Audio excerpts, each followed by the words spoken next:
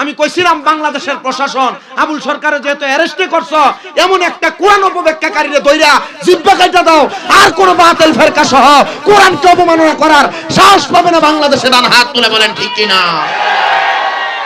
আমি আপনাদের কাছে যে কথা বলতেছিলাম, কোন বেগানা নারী, কোন গায়রে মাহরাম নারীর দিকে চোখ দিয়া তাকাইলে চোখের জানা হয়।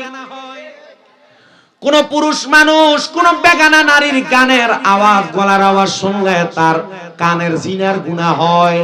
আর আপনারাই ওই জাত মুসল্লি যে এলাকার মধ্যে উরুস মুবারকের নাম দিয়ে বেটে না গান করে, আর আপনারা সে জায়গার মধ্যে আপনারা এক কাতারের মুসল্লি হইয়া গান শুনবার লাগে যান। কি আছে না?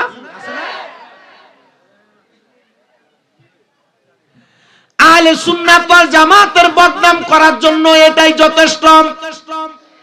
যারা পেছনে লাগে উরুস মুবারক আর মহিলা দিয়ে গান বাজনা করে, এদের সাথে সুন্নিদের কোনো সম্পর্ক নাই। এরা ভণ্ড, এরা সুন্নিয়তের বদনামকারী, এরা মুরতাদ। কথা কোন না ঠিক না বেঠি?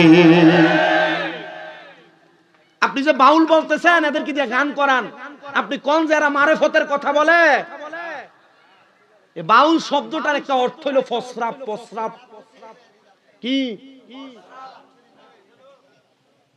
কি দেখো?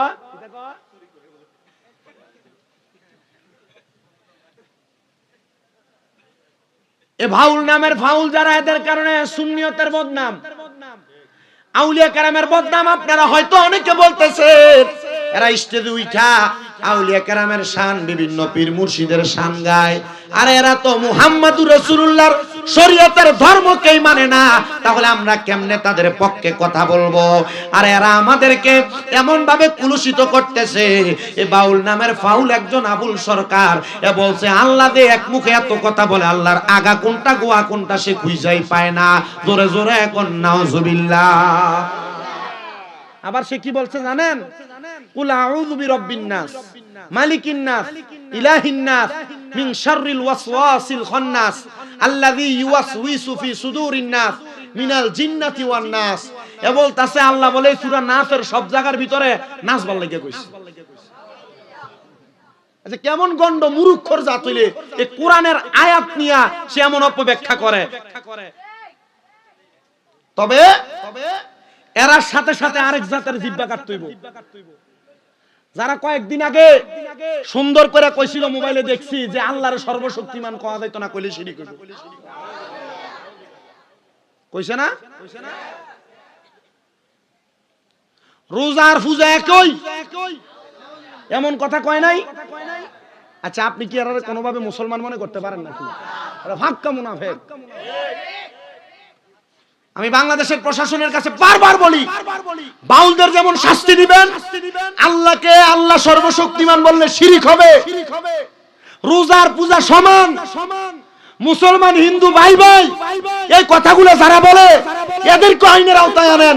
কারণ এদের থেকেই শিক্ষা সাধারণ মুসলমান নাস্তিক মুরতাদ আর জিন্দিক হইতেছে। এদেরকেও শাস্তি দেন, দেখবেন বাংলাদেশে ইসলামী রাষ্ট্র হিসেবে প্রমাণ করতে বেশি দিন লাগবে না। কথা কোন না ঠিক না? আর আমরা সুন্নিরা এদের বিরুদ্ধে কই না দেখা, এরা উতলে ফাতলে এরার পক্ষে কথা কই দেখা আমরা রেখো বন্ধ। তাইলে আমরা এদেরকে শ্বাস দিয়ে আমরা বন্ধ না উপাধিটা আমরা কিনা লইতেছি না?